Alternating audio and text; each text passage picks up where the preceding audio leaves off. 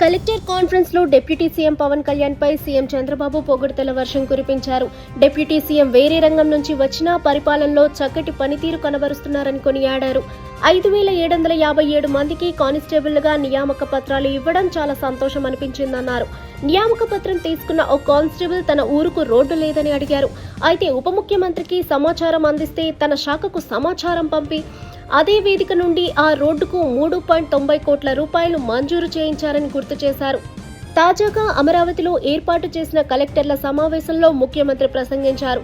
జిల్లాల కలెక్టర్ల సదస్సులో ముక్కుబడి చర్చలు కాకుండా అర్థవంతమైన సమీక్ష చర్చలు జరగాలన్నారు. అధికారులు, ప్రజాప్రతినిధులు ఎవరైనా నిత్య విద్యార్థిగానే ఉండాలని, నిరంతరం వివిధ అంశాలను తెలుసుకుంటూ అభివృద్ధిలో భాగస్వాములవ్వాలని పిలుపునిచ్చారు. ప్రజా పాలనలో మెరుగైన ఫలితాలు సాధించేందుకు వీలుగా ఫీడ్బ్యాక్ తీసుకుంటున్నామని, జీఎస్టీపీ, కేపీఐ, సుస్థిరాభివృద్ధి లక్ష్యాలను సాధించేందుకు కలెక్టర్ల సదస్సులో చర్చిస్తున్నామని తెలిపారు.